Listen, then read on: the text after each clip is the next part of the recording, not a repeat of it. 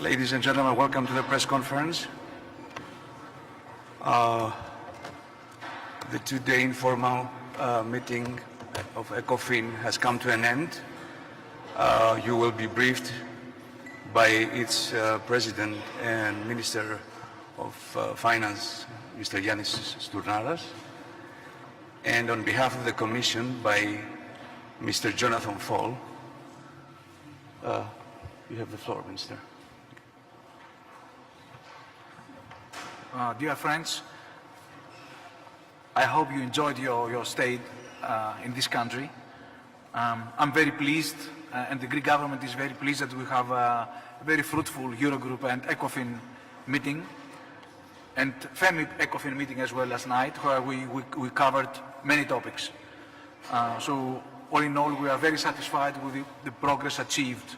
Of course, as you know, informal ECOFINs do not take decisions, but we took stock on many issues, and for very important issues we took stock this morning, and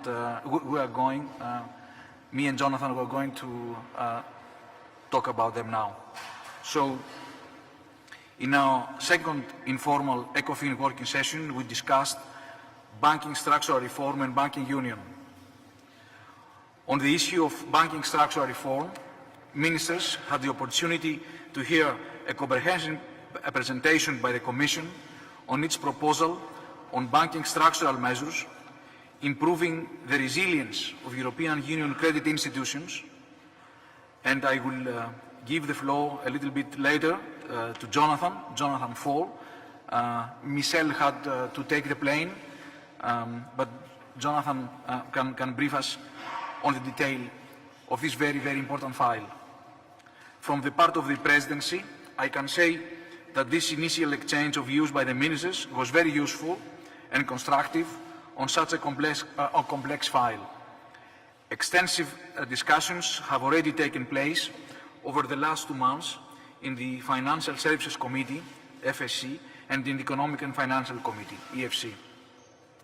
However, this was the first opportunity for us ministers to listen to the Commission, as well as to the chair of the high-level expert group on bank structural reform, Mr. Erkki Liikanen. Before kick-starting the ordinary legislative work, the Presidency deemed it useful to have an exchange of information and views on this very innovative legislative proposal. A close examination of the legislative initiative will be starting under our Presidency, with meetings planned at working party level, but the work will, of course, definitely go well beyond the current semester, and we're going to inherit it to the Italian Presidency.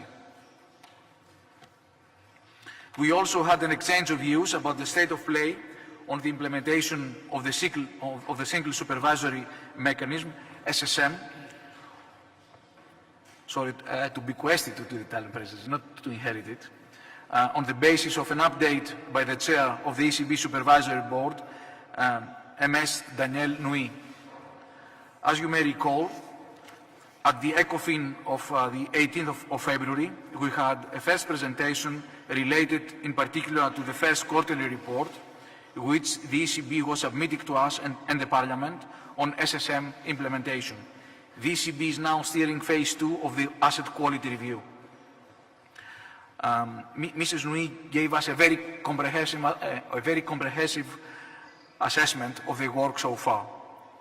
And I would say that this asset quality review exercise will be crucial to deliver a thorough assessment of the degree of soundness of our banking system, especially within the single supervisory mechanism.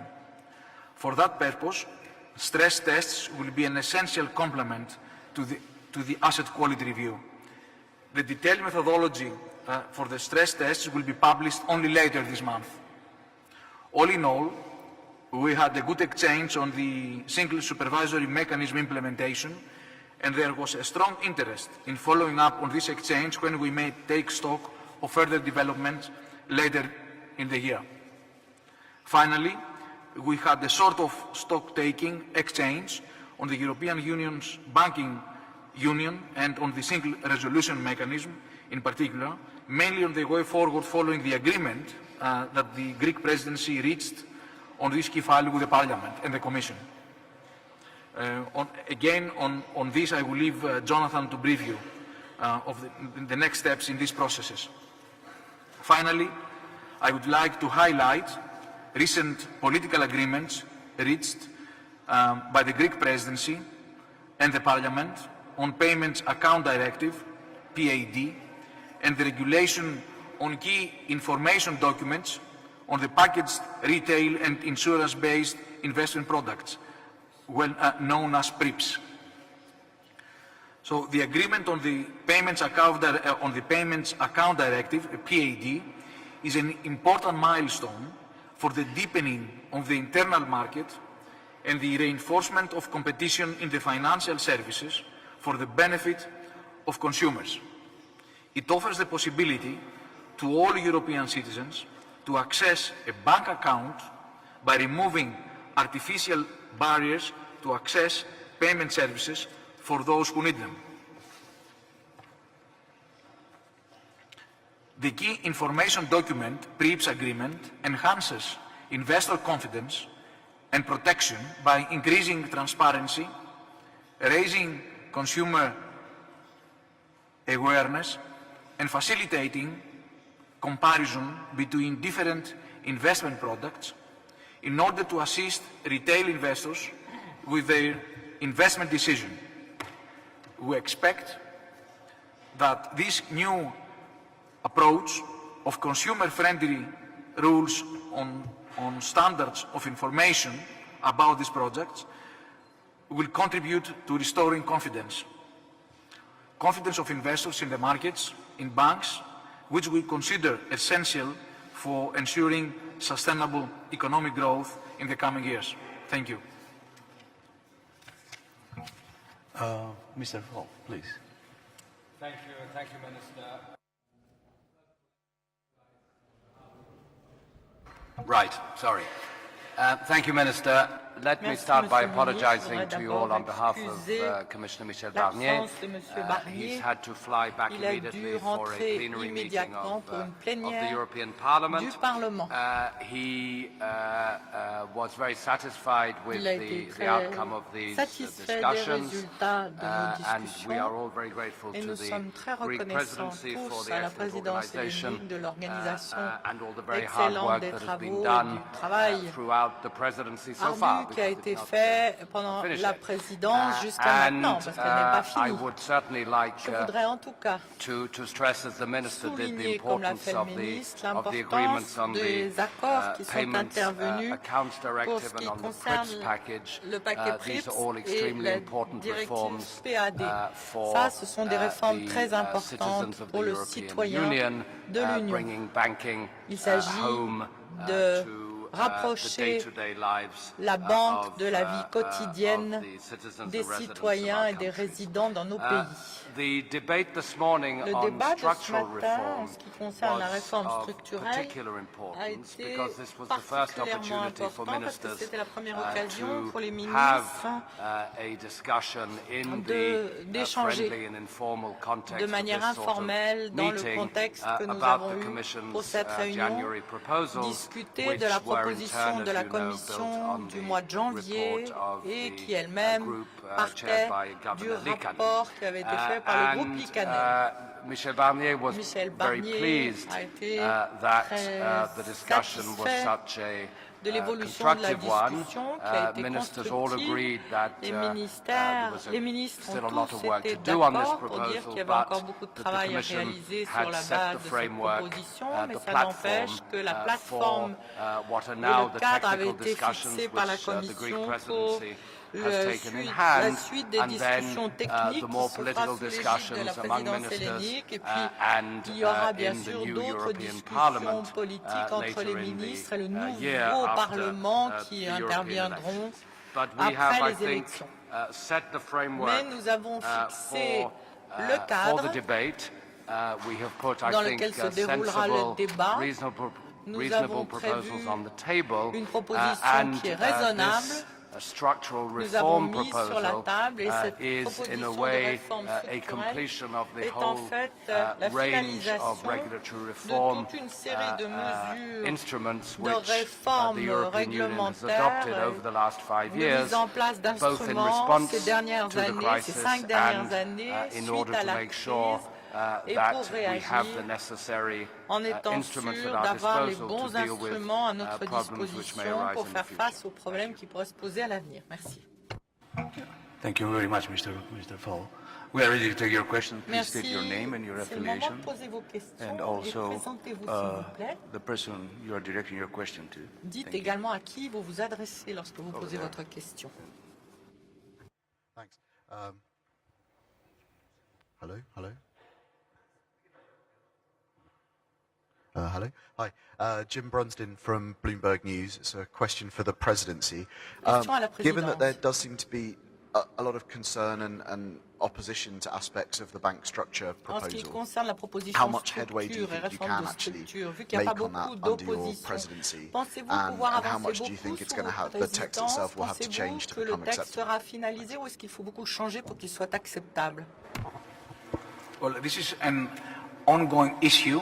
It Ça, will not c'est terminate, un as I said, in the Greek dossier presidency. qui ne Today prendra we pas took fin stock sous of présidence the, grecque. for the first Nous time, avons fait le ministers point pour la première fois. listened to Les ministres ont the écouté Commission and the la Commission, high-level expert group le groupe chaired by Mr. de haut Liikanen. niveau sous So this work will continue, and l'égide de in Monsieur concluding Liikanen, today, et le I travail said that va we should, continuer. and of course following J'ai dit the dans mes remarks of conclusions all d'aujourd'hui ministers, que nous everybody reprendrions- took the floor today on this very important tous les issue. ministres se sont So we prononcés said that sur cette further question, work, donc further nous analysis reprendrions tout will be cela conducted pour at une the analyse working plus party levels approfondie qui se fera au and the niveau Commission. du groupe de So travail. this is not something which will finish Avec tomorrow. la Commission. Ce n'est We pas continue. We demain continue que the nous work, allons and of terminer course, ce the travail. Italian On presidency continuera will et la take over. présidence italienne reprendra ce Jonathan, dossier. you want to add something? Jonathan? Well, just to say to Jim that we are heartened by the discussion. I Nous think sommes encouragés parameters par are la clear, discussion. Les paramètres sont and maintenant clairs. obviously the debate will Il now est go clair on que le débat first technically and then va politically, d'abord as I said, se as the mener au minister plan recalled. technique et puis ensuite au plan we politique, have comme ça a set été the dit par framework le for that ministre. Mais debate. nous There is avons widespread encadré le agreement débat. Il y a en that, effet un accord large qui veut que need to nous address this soyons problem, à that même we cannot have de faire individual member face. states going off Nous in ne pouvons- different directions in what is, after all, a single market, and therefore there needs to be a European framework, and the Commission has set out its views on what that framework should be. The Greek presidency will start work on it, the Italian presidency will no doubt take it up later in the year, and then we will have a new European Parliament to take up its side of the legislative work, and I hope that we will move smoothly towards legislation. Thank you. The gentleman back there, please. Hi, Wolfgang Mr. German Public Radio. I have a more specific question for the Minister on the financial needs of the business. If this topic was discussed because many companies don't have possibilities, especially in the southern countries, to get credits. Thank you. Okay. A great part of this ECOFIN was spent exactly on this issue. So it was devoted on this issue. We had many specific discussions by the EIB, a high-level expert group led by Mr. Giovannini and Moran, of how to facilitate SMEs financing. So we took stock of all these discussions and we continue. I mean, we pay a lot of attention to the financing of business, especially SMEs, especially in distressed economies. Now I think all countries and all member states understand that without a normal flow of liquidity, we will not be able to achieve much higher growth rates. Fiscal consolidation is one thing of the necessary adjustment, but measures to improve liquidity is a second one, a very important one. So I would say that a great part of this ECOFIN was devoted to this question. the Giovannini and Morano report, I think, is available. If I'm right, the Commission's communication on a similar issue is also available to you, so you can have an idea of the kind of solutions we are sought to give to this very, very important problem. I know, Jonathan, you want to? Oh, you have a follow-up there? The question would be if you could be more specific on the measures that could be taken to solve this problem.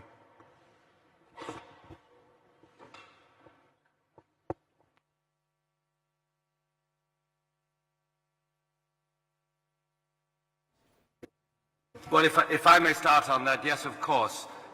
Long-term financing of the economy is a major priority, and the Commission has issued a communication with a lot of very detailed ideas on that, and work will continue. Obviously, the reform of the banking sector is crucial because banks are the major source of finance to households and the corporate sector in the European Union. But at the same time, we want to make sure that households in the corporate sector have other alternative, stable and solid sources of finance available to them as well. And that means working on venture capital, that means working on securitization, that means sorting out the wheat from the chaff, separating good securitization from bad, and the European Insurance and Occupational Pensions Authority has done a lot of very good work on that. So you will see over the coming months a further working out of some of these detailed ideas to use all of the levers we have to make sure that sustainable long-term finance is available to the small and medium-sized enterprise sector, but the corporate sector in general, as well as to the household sector. Also, the European Investment Bank explored various ways to assist SMEs. I can tell you also one example. In Greece, we are creating what we call an Institute for Growth. So this is going to be a sort of a private equity fund, more like a private equity fund and less of a bank, which can participate in the financing or in the share capital of SMEs. Countries like Germany and France will participate in the share capital of the Institute for Growth. Perhaps the word institute is a little bit misleading. It's a private equity fund, and this is an example of a practical application of the ideas we are discussing. Okay. Here on the first row, please. Γιώργος Παππούς από Μέγκα. Θα ήθελα να ρωτήσω ποιος μπορεί να είναι ο ρόλος του IMF στον SSM, εάν το συζητήσατε αυτό με αφορμή και τις συζητήσεις που θα γίνει στο πλαίσιο της αξιολόγησης του ελληνικού προγράμματος. Όχι, δεν έγινε τέτοια συζήτηση. Such a discussion did not take Στο place πλαίσιο του SSM. in the context of the SSM. Στην αξιολόγηση, SSM, there was no discussion occurred on the participation of the IMF in SSM.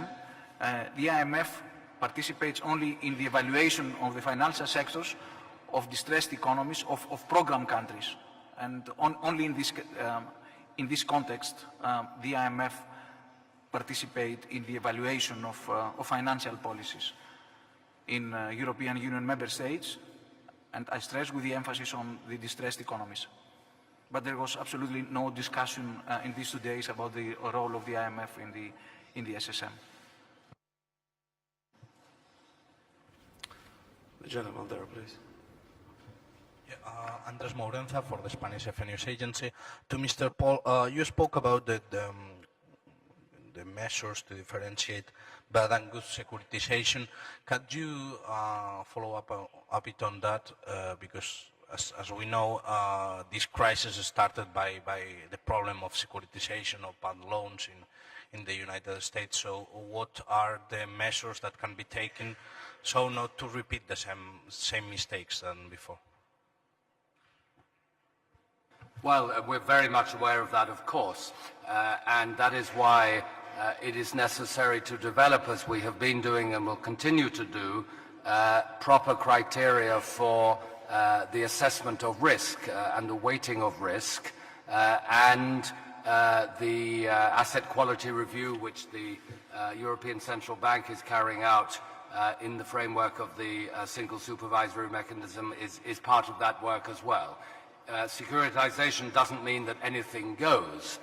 It means that a proper analysis is made of the risk, and that risk is communicated to the markets and to the people buying and selling and trading. That is not easy, but it is certainly possible. And in our discussions with the European Central Bank, with the European supervisory authorities, and with the operators in the market and the markets themselves, we have come to the view that if it is possible to set out clear criteria, and we will do that, then securitization does have a role to play in making sure that funds are created and available for use, for productive use in the economy. To comment on that, Minister? No. Okay, thank you.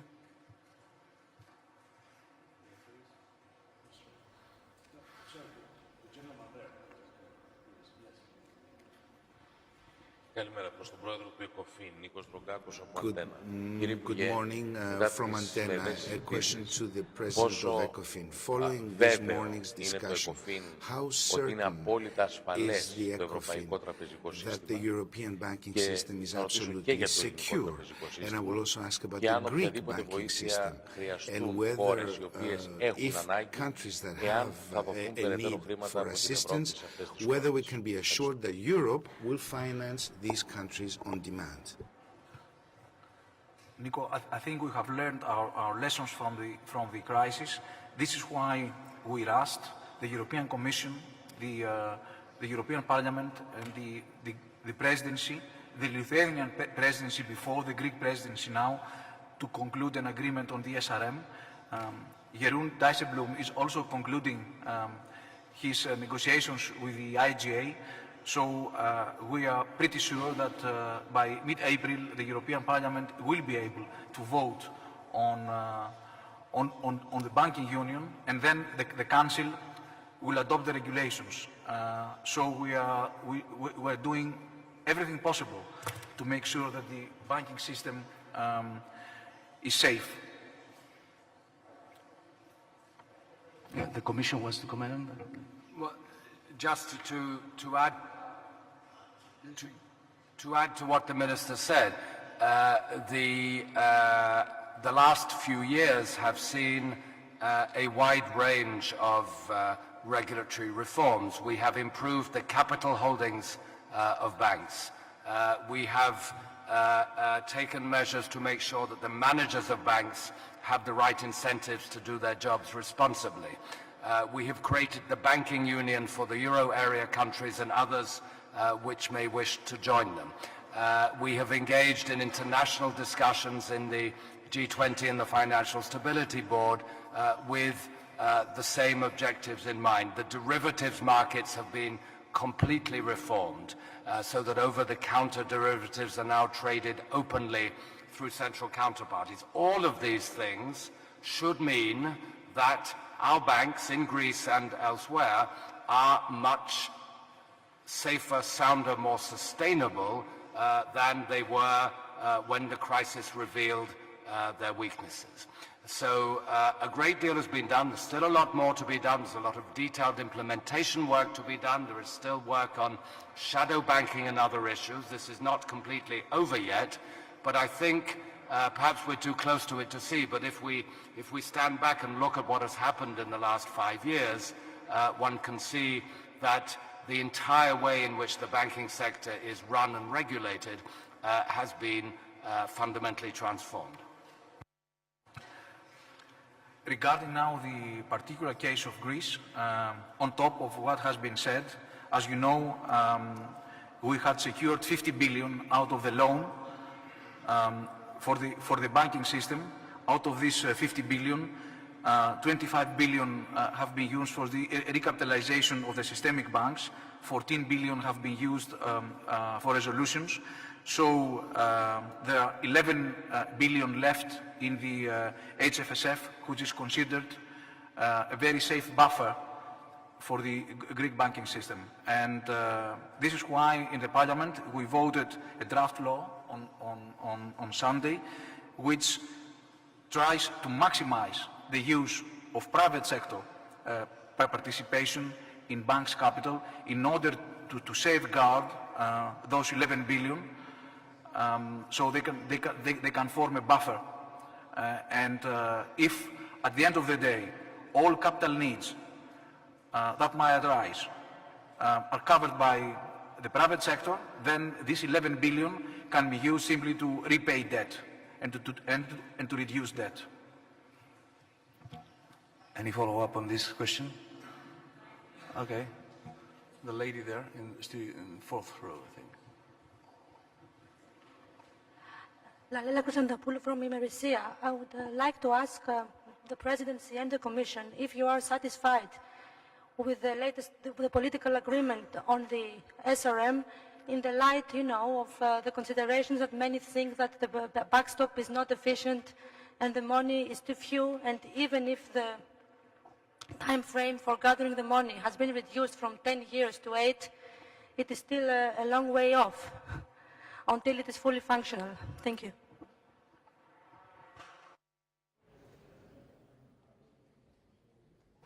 Well, generally, yes. The Commission is satisfied. It is much better to have the single resolution mechanism as it has emerged from our democratic process of negotiation than not to have it.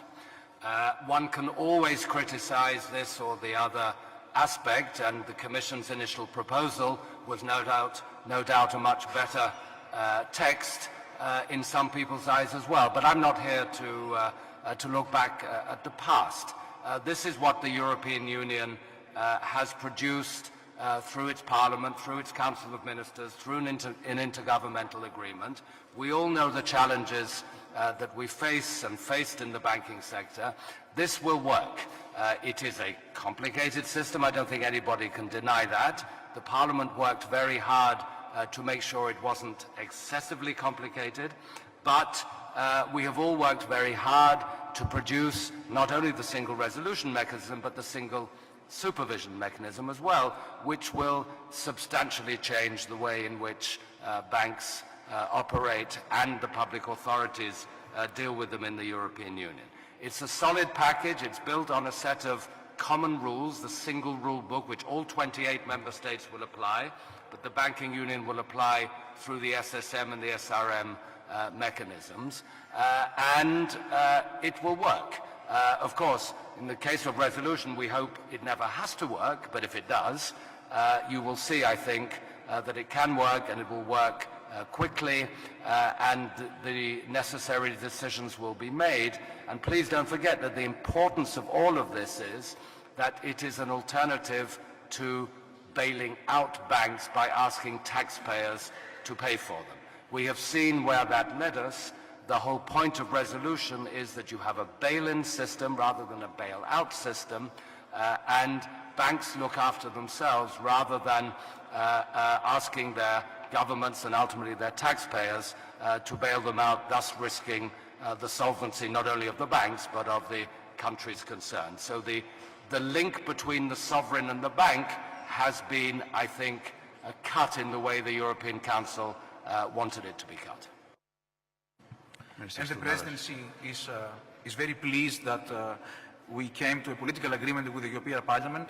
Don't forget that we had lengthy negotiations in the Council. There was a delicate compromise. And then we had also lengthy negotiations with the Parliament. Here it was an excellent example of a coordination between the Council, the Commission, and the Parliament, and the Presidency, of course. And I'm pleased that given all the constraints, given the various interests of Member States, we managed to have the best possible solution to this complicated but very, very important problem. So I'm very glad that under the Greek presidency, we found a solution, perhaps to the most ambitious project in the last several years of the European Union. Sir, Mr. Spiegel, I think he asked for a question, right?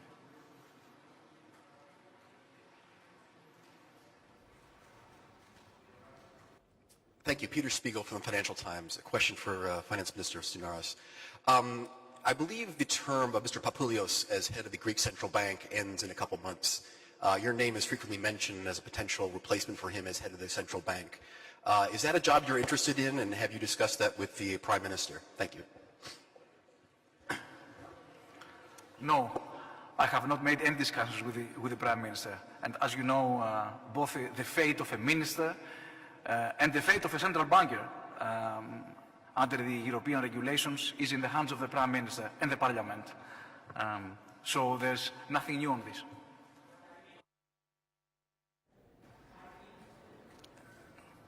No, I'm very happy to be a finance minister. Another question that maybe the lady here in the fourth row, please.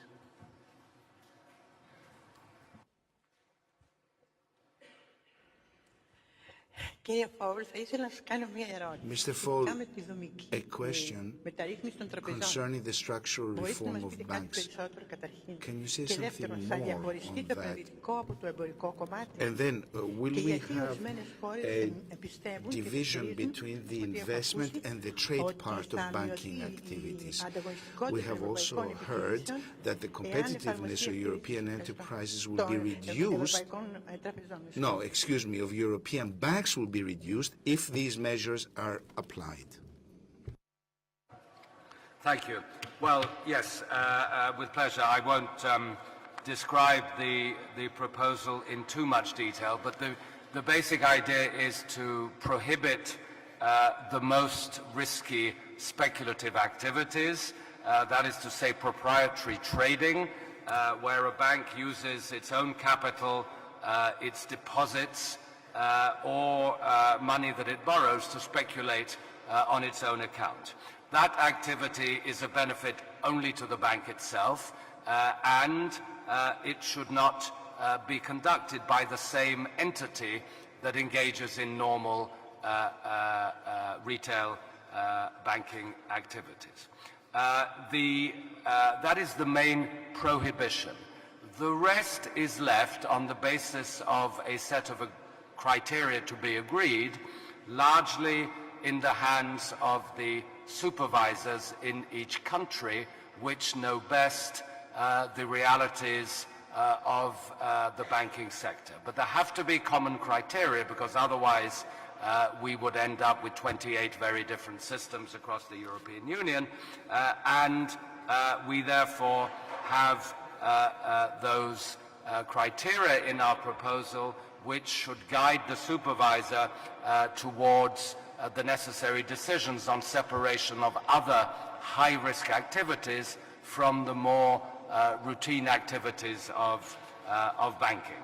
And if the supervisor comes to the conclusion that separation is necessary, then a separate subsidiary should be set up, unless the bank can show that financial stability is not in danger. Now, what will that mean for the competitiveness of European banks?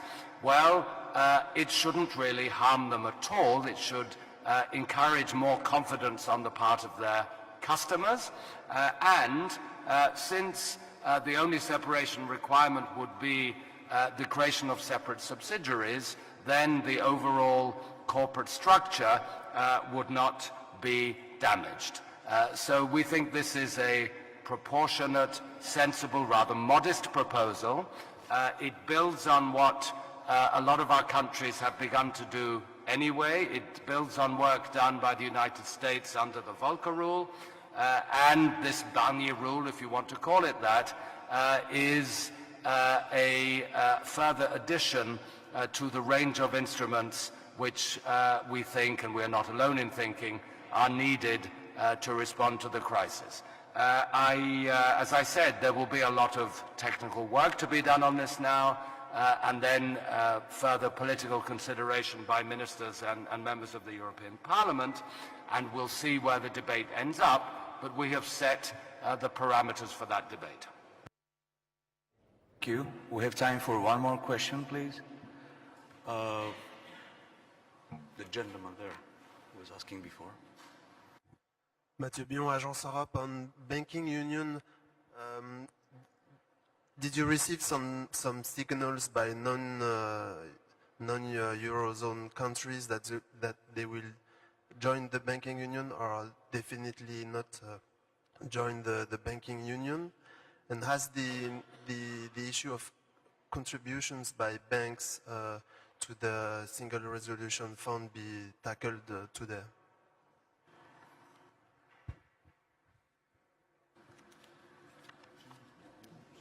Mr. Full.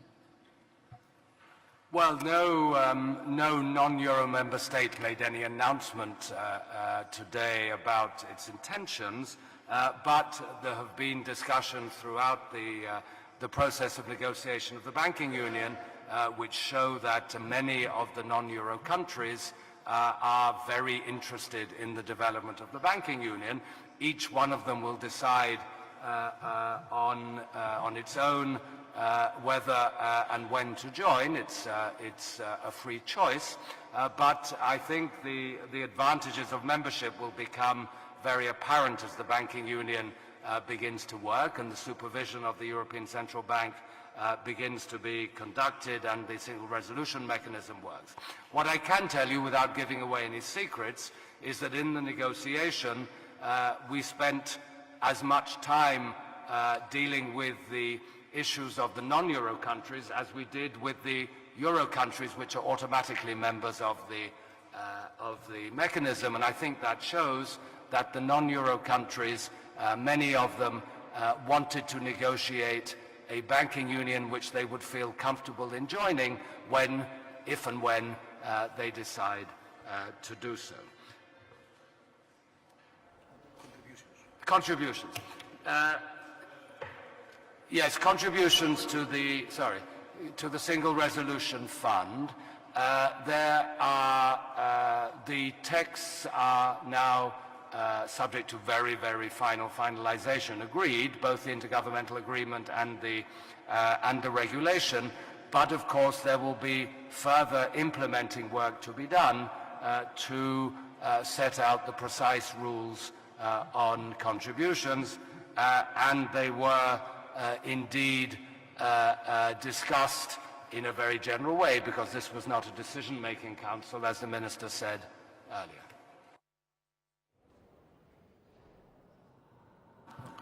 We can take one more question. We have the lady here.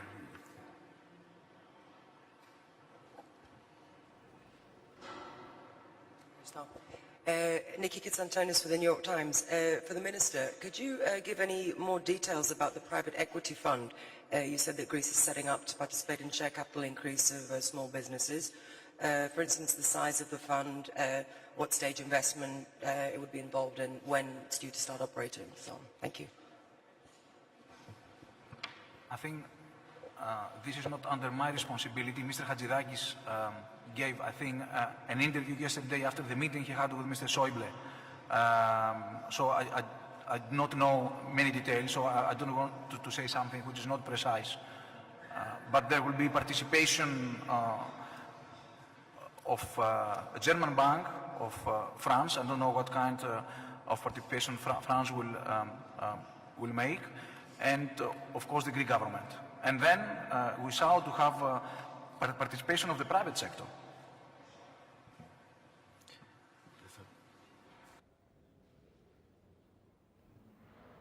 Well, thank you. Thank you very much. This was a very intensive program.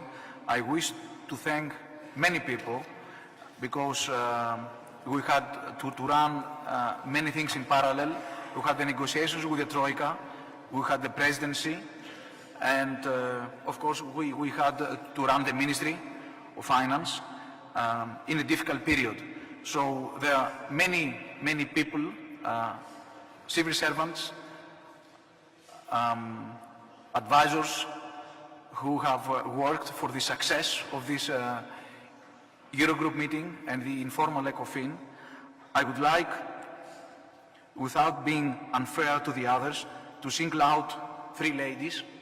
Without them, I don't think that it would be possible to conclude.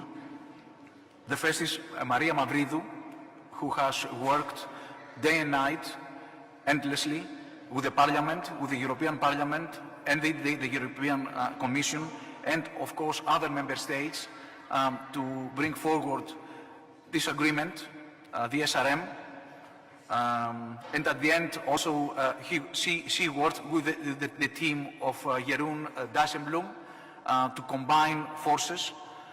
Second, Christina Papakonstantinou, our Secretary General, who had the overview of the discussions with the Troika. And finally, my personal assistant, Ms. Saliki Douli, who was in charge of the organization of the Eurogroup, the ECOFIN, and the dinner last night. So, of course, I don't want to be unfair to others, but I wanted to single out these three ladies for their contribution for the success of these meetings we had in the previous 2 days.